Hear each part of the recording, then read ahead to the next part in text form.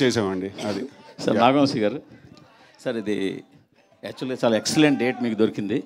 ఎందుకంటే last 2 months 3 months నుంచి సరైన సినిమా అనేది థియేటర్లోకి రాలేదు. రెండోది మీ ఎలక్షన్స్ వెనక్కి వెళ్ళడం కూడా చాలా పెద్ద అడ్వాంటేజ్.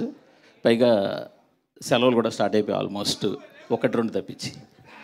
బట్ ఇప్పుడు ఇండస్ట్రీలో పాన్ ఇండియా సినిమాలు అనేవి రావడం వల్ల పెద్ద బ్యానర్లన్నీ కూడా క్యాష్ క్రంచ్ ఎదుర్కొంటూ సినిమాలు తగ్గించుకుని ఏదో ఒక ప్రాజెక్ట్ మీద గట్టిగా నిలబడి ఉన్నాయి.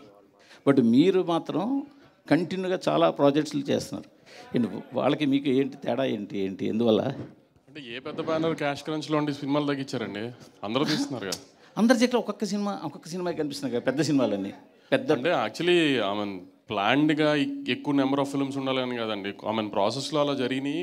అలా ఒక్కొక్కటి మన ఇయర్ షూటింగ్కి వచ్చినాయి అనుకోకుండా నాకు అన్నీ.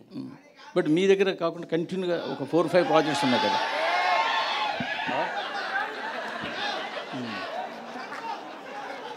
చెప్పండి. మీ దగ్గర 4-5 ప్రాజెక్ట్స్ ఉన్నాయి కదా. ఈ మిగతా ఏ బ్యానర్లోనూ అన్ని ప్రాజెక్టులు పైప్ లైన్లో ఉండొచ్చు కానీ ప్రొడక్షన్లో లేవు.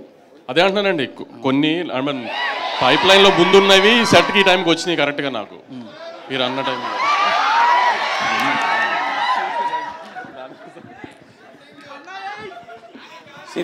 సిద్ధు గారు సార్ చెప్పండి సార్. ఇది